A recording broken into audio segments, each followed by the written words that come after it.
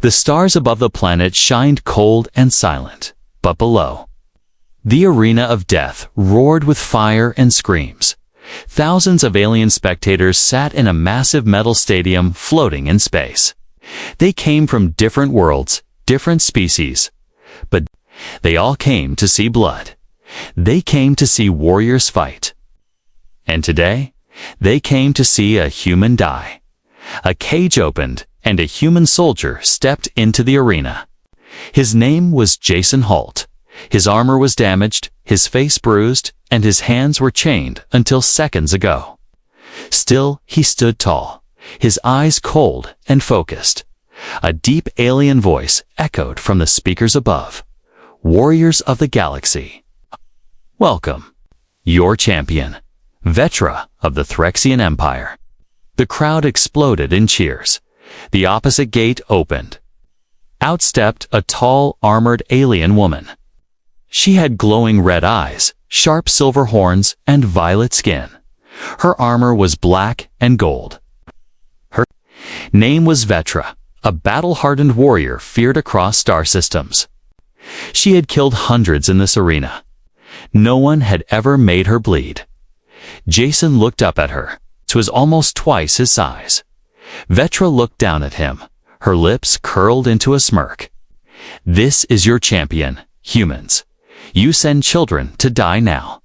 Jason didn't answer. He simply picked up the spear placed in front of him. The horn sounded.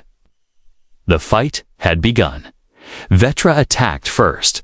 She was faster than her size should allow. Her blade came down like thunder, aiming straight for Jason's chest, but he rolled to the side. Sand flew up. Jason countered quickly, stabbing forward. Vetra blocked it with ease and kicked him across the arena. The crowd laughed. Jason hit the wall, hard. His ribs screamed in pain. Blood ran from his mouth. But he stood up again. Slowly, Vetra walked toward him, almost bored. Stay down, human. It will be quick. Jason spit blood on the ground. Not today. He rushed forward. This time, he didn't aim for her chest. He went for her knee. His spear struck just under her armor. Vetra grunted in pain and stumbled. The crowd gasped. For the first time, she had been hit. Jason didn't stop. He dodged her neck swing and hit again, this time on her side. The fight changed. Now the crowd was silent. Jason didn't fight like a gladiator. He fought like a soldier, smart, calm, and brutal. He used her strength against her, rolled under her swings, stabbed between her armor plates, and used her own momentum to knock her off balance. After several minutes, Vetra fell to one knee. Breathing hard, her blade dropped from her hand. Blood ran down her arm. Her eyes were wide. Jason stood above her, his spear at her throat. The arena was dead quiet. No one had ever brought Vetra to her knees before. She looked up at Jason, face pale. Her voice shook. Please, human, show me mercy. The crowd began to shout, kill her, finish it, end her. Jason stood still. His hands trembled. Not from fear, but from the weight of the moment. Vetra closed her eyes. I'll do anything. Just don't kill me. Jason stepped back. He dropped his spear. I'm not like you. Gasps rang out through the arena. The horn blew, again marking the end of the match. A human had defeated the undefeated alien champion, and he had spared her life. Guards rushed in. Some aimed their weapons at Jason, some at Vetra, unsure what to do. The crowd was in chaos and booed.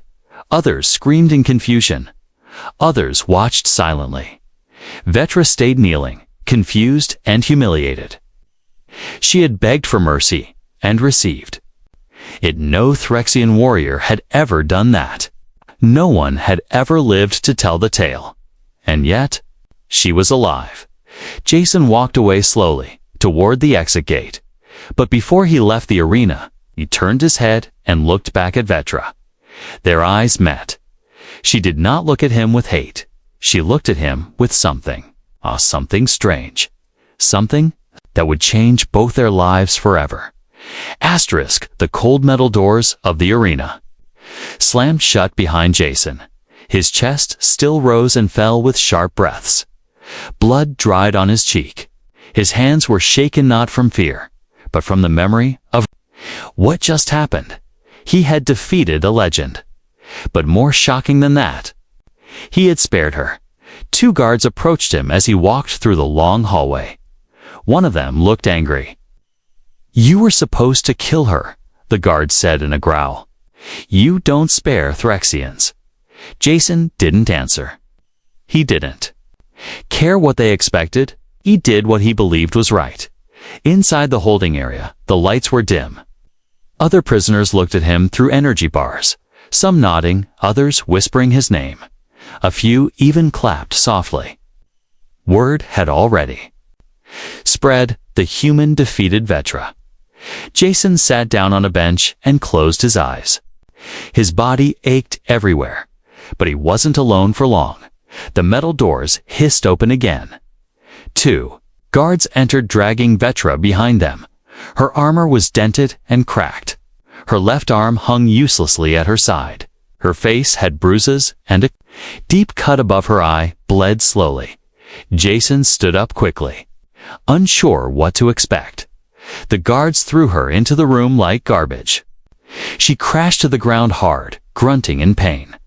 One of the guards spoke with a cruel smile. "She's yours now, human. You spared her. She's your problem." The door shut behind them. Silence. Vetra slowly lifted her head, red eyes burning. She tried to push herself up, but her body wouldn't obey. Jason took a step forward. "I didn't ask for you to be silent," she snapped, even in her pain. "I know what comes next. You want to humiliate me?" Jason raised an eyebrow. "I saved your life." She spat on the floor. "Exactly. Now I belong to you. I am a defeated warrior. I owe you everything." Jason blinked. "What?" She forced herself up onto her knees. Then, to his complete shock, she bowed her head. "I will obey. I will follow. I'll do anything. Just say it." Jason stepped back. "No, that's not how it works." "Yes, it is how it works," she shouted. Her voice cracked. "You spared me. I lost. I am yours now." Jason stared at her, stunned. This proud, powerful warrior now looked so broken. "I don't want a servant," he said, quietly. "Then what do you want?" she asked, her voice shaking. "Why didn't you kill me?" Jason sat down on the bench again and looked at her. His voice was calm, but strong, because mercy isn't weakness. "Because you were down, you were done. I'm not a killer." Vetra looked away. She said nothing. For a long moment, they sat in silence. Hours passed. Jason offered her water. She refused. He offered to help with her wounds. She said nothing. But when he turned away to sleep, he noticed her eyes open, watching him. Studying him men in the morning, when guards brought stale food, Jason took his share and slid the rest toward Vetra. She stared at the plate. Slowly, she reached out. "You don't have to feed me," she said. "I'm not feeding you," Jason replied. "I'm sharing." She hesitated, then ate in silence. That day, other fighters in the prison laughed when they saw Vetra. They whispered insults. One even called her pet. Jason didn't like it, but Vetra didn't react. She just sat beside him, quiet and still. Later, when one of the alien prisoners tried to throw garbage at her, Jason grabbed the creature by the collar and pushed him against the wall. "Try that again," Jason said coldly, "and I'll send you where I sent her commander." The other prisoner backed off quickly. Vetra watched this, her fists clenched. "Why did you protect me?" she asked that night, Jason replied simply, "Because no one else will." Vetra stared at him for a long time, something inside her cracked. This human had no reason to be kind to her. She had tried to kill him. She was an enemy, a weapon, a disgrace to her people. But he still treated her like she mattered. No chains, no commands, no revenge, just mercy. For the first time in her life, Vetra didn't know what to say. So instead, she whispered quietly, "Thank you." Jason didn't say anything. He just nodded and looked out the small window toward the stars. And Vetra, proud warrior of the Threxian Empire, lay down beside the human's bunk and slept like she hadn't slept in years, not with fear, not with pride, but with peace. The prison camp never slept. Even in darkness, lights flickered and cold metal walls hummed with energy. The smell of blood, oil, and smoke was everywhere. Jason woke up early, like always. He did a few stretches, checked the bruises on his ribs, then looked at the figure sitting silently near the far corner. Vatra. She wasn't chained. She wasn't tied. But she hadn't left his side since that night in the arena. Jason offered her a small piece of bread. She took it this time without a word. Their silence had become comfortable now. Later that day, new prisoners were brought into the camp, beaten, bloody, broken. Among them was a small alien boy. He looked about 10 years old in human years. He limped forward, terrified and hungry. One of the other prisoners, a large insectoid from the Crassic species, laughed and shoved the child down. "Fresh meat," he growled. "First to die in the next fight." Jason stood up. Vetra looked at him sharply. "Don't," she said. "It's not your fight." Jason kept walking. The Crassic alien lifted his arm to strike the child again until Jason grabbed it mid-air. "That's enough," he said calmly. The crowd watched. The Crassic turned. "Or what human?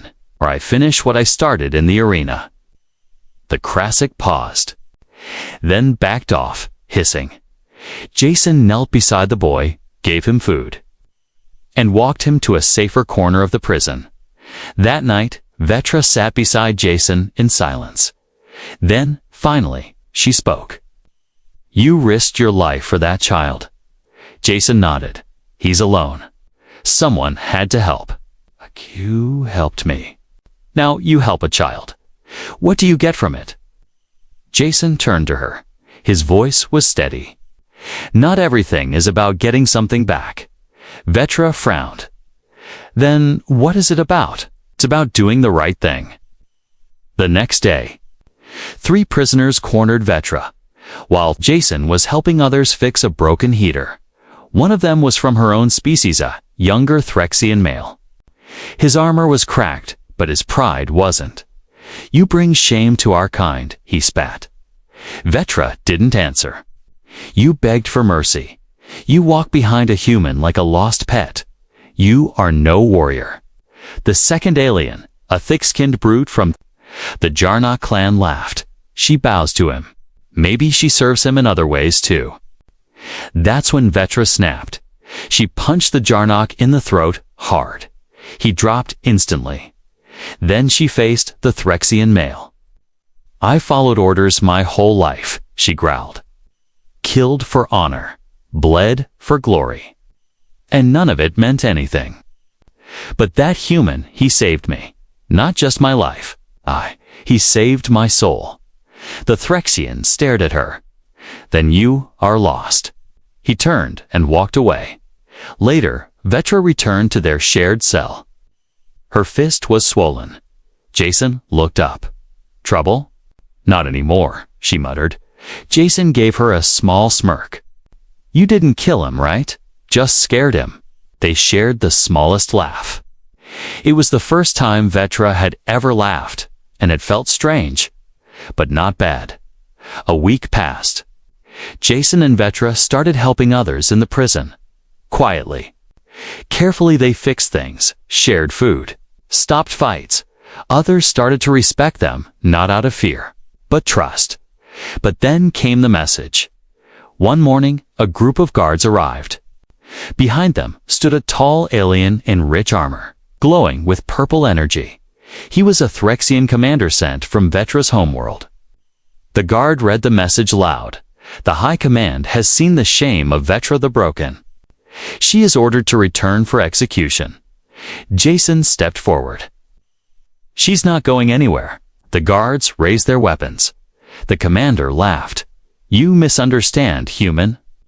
She is property of the Empire. She begged for mercy. That makes her ours to punish. Vetra looked down, her fists shaking. Jason stood between her and the guards. She belongs to no one. Tension filled the air. The commander smirked. Do you challenge the order? Jason didn't move. I do. The guards looked at each other, unsure. The commander raised a clawed hand. Then you both will die. Slowly. He turned to leave, but paused. You've made her weak. That's your gift, human. Jason looked back at Vetra, but she didn't look weak. She looked stronger than ever. That night, Vetra sat quietly beside Jason, staring at the stars beyond the metal bars.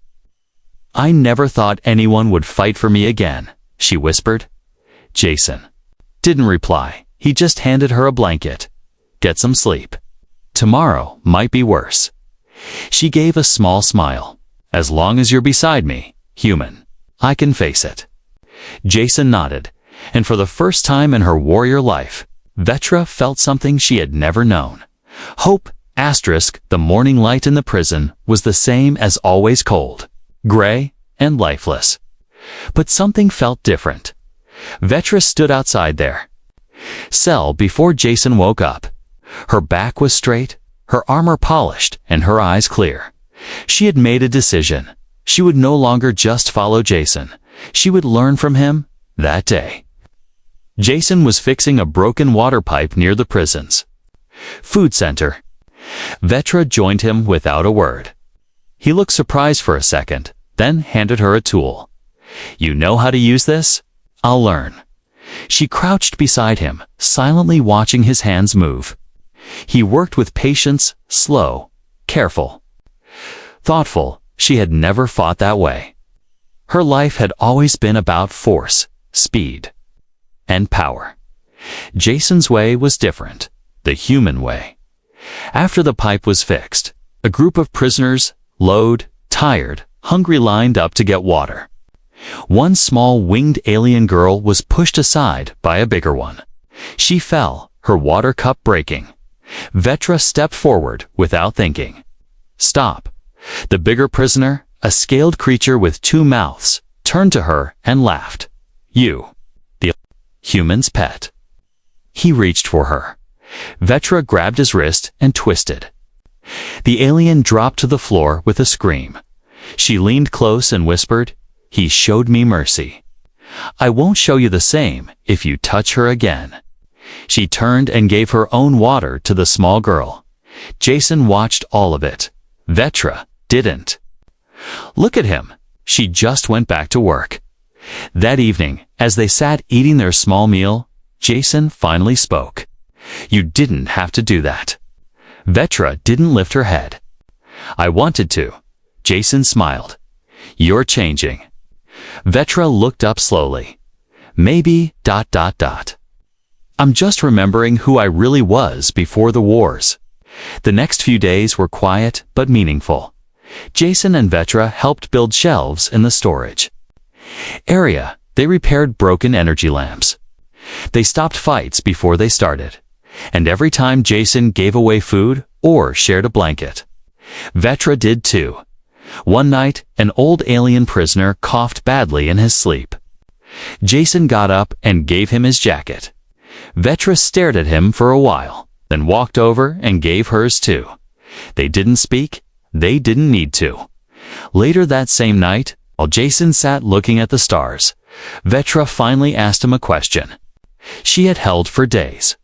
Why do you care so much about strangers? Jason leaned back and sighed. Because when I was young, I was one. She looked confused. What do you mean? My parents died in a shuttle crash. I was the only survivor. I ended up in a place like this not as a prisoner, but as someone no one cared about. And then, one person helped me. Just one. It changed everything. He paused. So now, I try to be that one person for someone else. Vetra sat in silence. Finally, she whispered, "You helped me. Does that mean I can change too?" Jason looked at her and nodded. "You already are." The next day, something happened that proved it.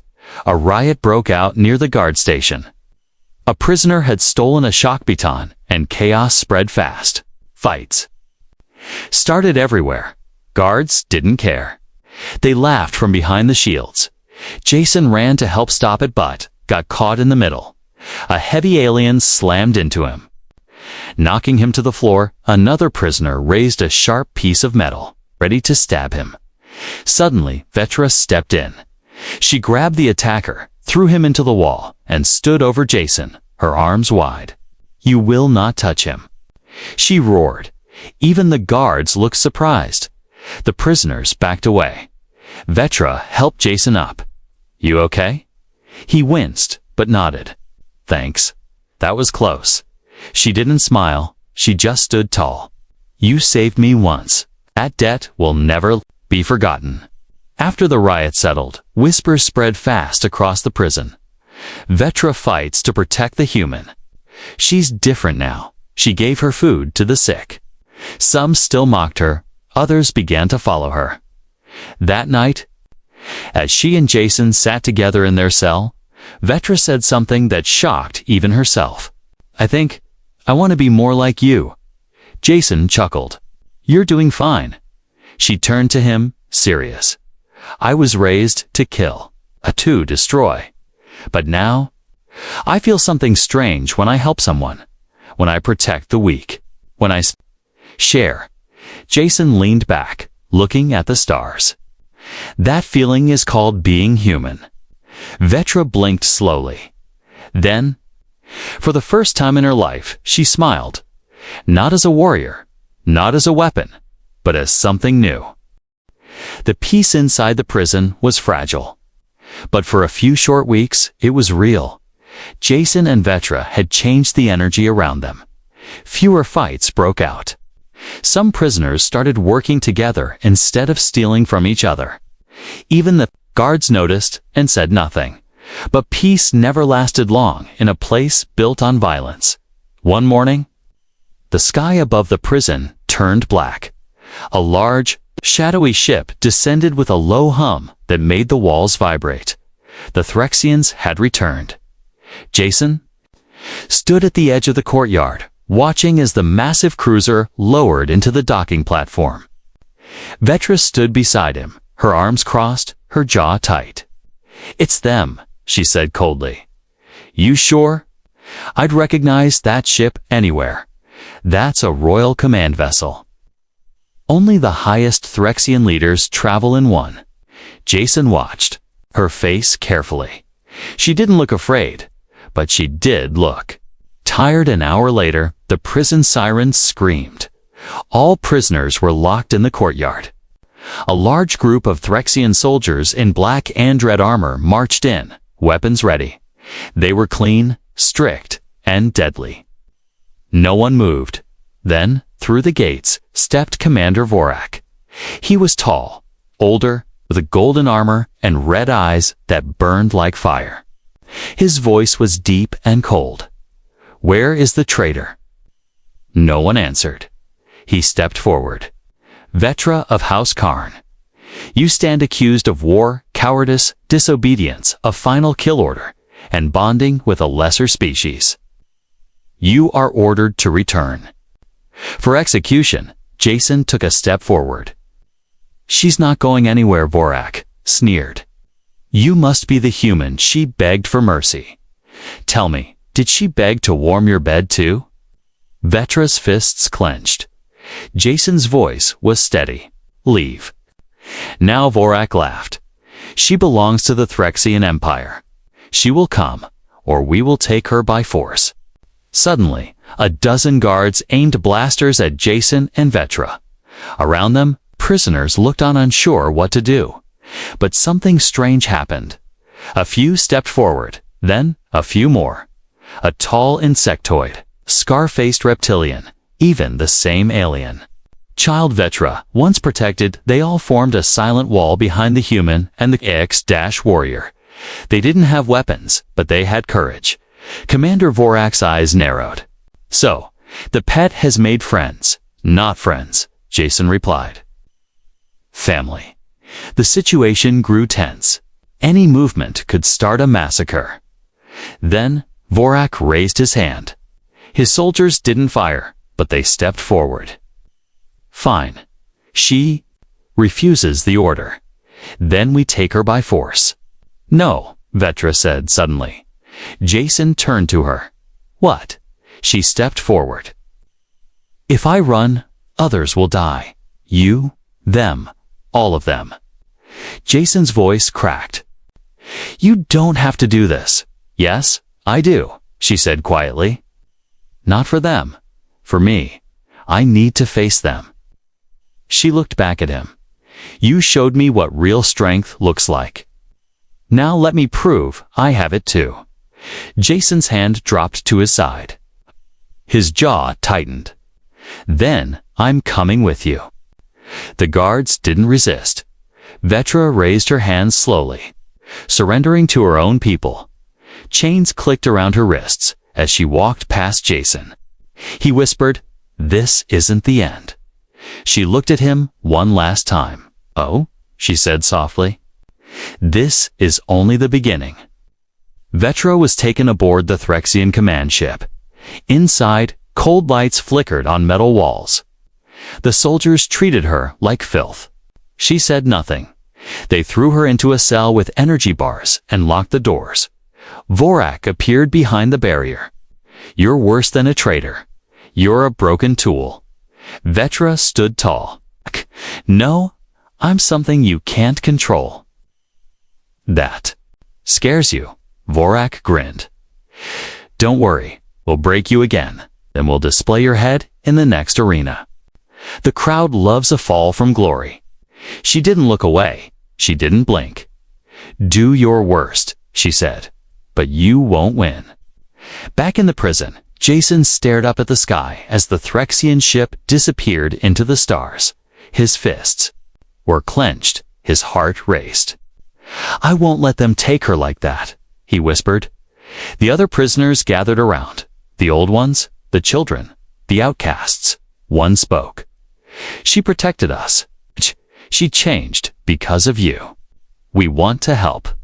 Jason looked around at them. He had once been alone here. Now he had an army of the forgotten. Jason looked up again, eyes burning with fire. "She gave herself up for me. For all of us. Now," he said firmly, "we bring her back."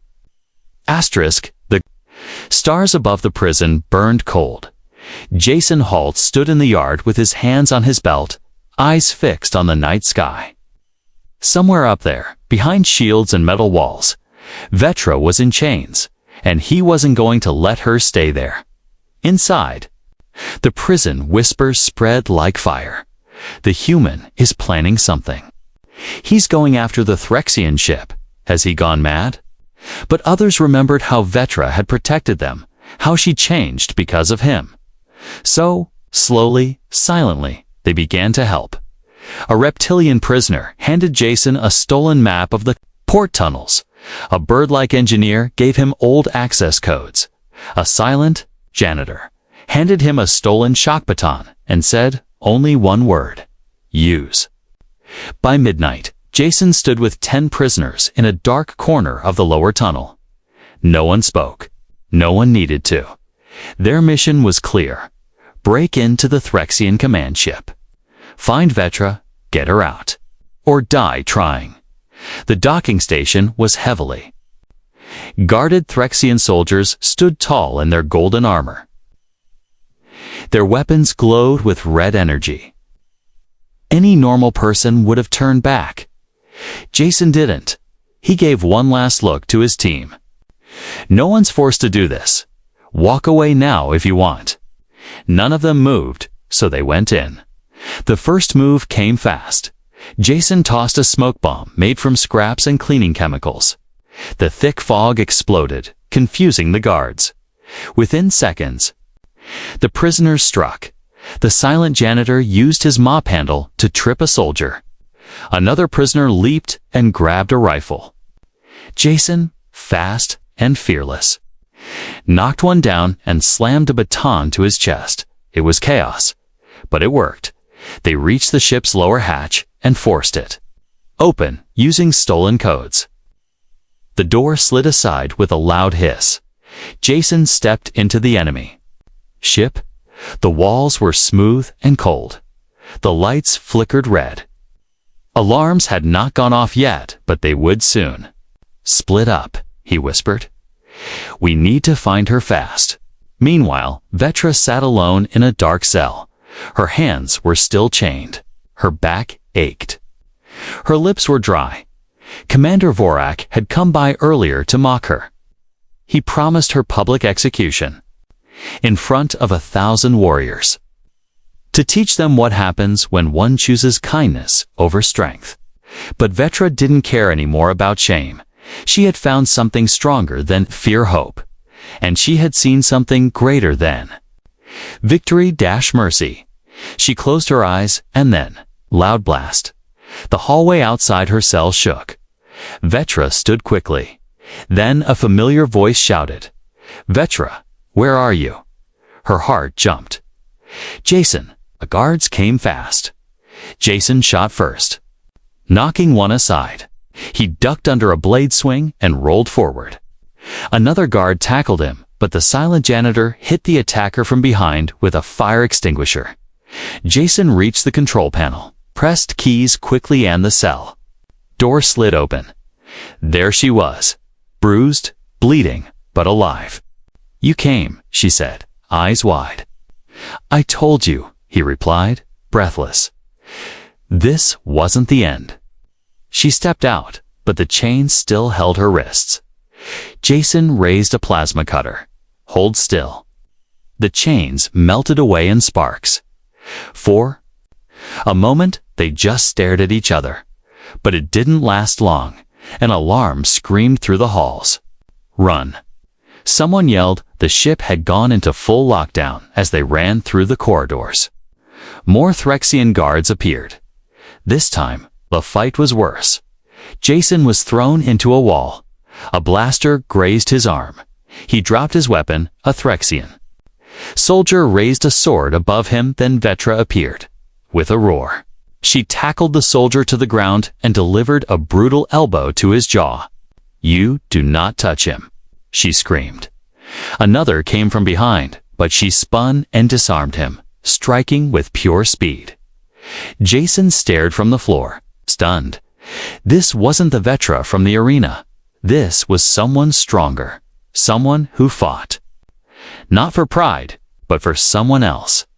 They reached the escape hatch, but a figure blocked their way. Commander Vorak, his golden armor gleamed under the flashing lights. He held a long plasma blade and stood like a statue. "So this is what you've become, Vetra," he growled. "A human's dog." Vetra stepped forward. "No, I am no one's dog." "Then face me. Prove your honor in battle." Jason tried to stop her. "Don't. It's a trap." But she shook her head. "This is my fight now." The duel began. Vorak struck first, fast and heavy. Vetra blocked with her arms and kicked him back. He swung. Again, she ducked, grabbed his leg and threw him against the wall. "You taught me only to kill," she said, between breaths. "You made me a machine." Vorak roared and charged. Vetra dodged and landed a punch to his chest. "But the human taught me to care." Another blow. He showed me what strength really is. With a final scream, she drove her elbow into his neck. Vorak fell, unmoving. Jason grabbed her hand. "Let's go." Together, they ran through the hatch, jumped into the escape pod. and launched into space just as alarms filled the ship. The pod raced away, spinning through the stars. Inside, Jason sat back, gasping. We made it. Vetra looked at him then. Slowly, for the second time in her life, she bowed her head. Not because of me, because of you. Jason smiled. KV, because of us. The stars were quiet now. The escape pod drifted through space, far from the prison, far from the Threxian ship. Inside, Jason and Vetra sat side by side in the dark. Their bodies were bruised, their clothes torn, but their eyes held. Fire. Jason looked at her and smiled. You saved me this time. Vetra gave a small laugh. Don't get used to it. After hours of drifting, a nearby trade ship picked up their distress signal. The Unity transport ship Argoni, piloted by neutral traders, brought them aboard. Jason collapsed from exhaustion. T was taken to the med bay. Vetra stayed by his side. The whole time, arms crossed, pacing like a protective beast. When Jason opened his eyes again, he whispered, half-conscious, still watching over me. Vetra didn't smile. She just sat down beside him and said, always. Word of the escape spread quickly. The Threxian Empire was furious. They called it a disgrace. A theft of justice, but something unexpected happened. Video footage from the prison leaked footage showing Vetra protecting weak prisoners, standing beside Jason, fighting her own commander, and sparing him. Across alien networks, people began to talk. Is this the same Vetra who once slaughtered hundreds? She changed because of a human? Maybe mercy isn't weakness after all. The Threxians tried to shut it down. But it was too late. A new legend was born. On the Argonine. Jason recovered slowly. One day, he walked into the ship's open deck, wearing a fresh uniform. Vetra was already there, staring at the stars. She didn't turn when he approached. Will. Need to disappear? Jason said. We made enemies. Big ones. Vetra finally turned. Then let's disappear together. Jason raised an eyebrow. You sure? You don't owe me anything anymore. She stepped closer. I begged you for mercy. And you gave it. I followed you into the dark, and you pulled me into the light. I don't follow you because I must, Jason Holt. I follow you because I choose to. Later, the captain of the Argonine offered them a drop point on a neutral world, a quiet planet called Vera's Rest. Far from war and politics, Jason agreed. Before they left the ship, many crew members stopped them, shaking Jason's hand, bowing. To Vetra, one alien child ran up and hugged her leg. You're the one from the videos, the child whispered. You saved the human. Vetra froze, then knelt and gently patted the child's head. Jason watched, smiling, on Vera's Rest. Life was slow. Jason worked repairing satellites and farming equipment. Vetra helped build shelters for refugees and trained young fighters how to protect, not kill. They lived in a small home near the woods, far from the eyes of empires. But even in peace, they remained ready. One evening, sitting on the rooftop under the stars, Jason turned to her. You ever miss it? The arena? The battles? Vetra shook her head. No, I miss being seen as something more. Jason looked at her. You are something more. She was quiet for a while. Do you think others will follow? Jason leaned back. One act of mercy can echo for generations. Oh, you proved that. The next morning, a small shuttle landed near their house. An alien diplomat stepped out, nervous but smiling. We come from the United Free Systems. We've heard of your actions. And we want to talk. We think there's a place for you. Both of you. Jason looked at Vetra. She didn't answer right away. She stared at the horizon. I was once a weapon. Now, maybe I can be a voice. She turned to the diplomat. We'll listen. That night, as they prepared to leave the home they had built, Jason stood at the door, holding one small bag. Vetra stepped beside him, armor polished and clean again, but not to fight to lead. You ready? Jason asked. Only if you are, she replied. He smiled. Then let's go change a few more minds. As they walked up the shuttle ramp, together, side by side, a soft breeze blew across the field. Vetra looked back once at the quiet trees, the stars above, and then at the human who once spared her life. She had tried to kill him. He had offered mercy instead. Now she would follow him into anything, not as a servant, not as a warrior, but as an equal, as someone reborn, and somewhere in the deep corners of the galaxy, a new story began.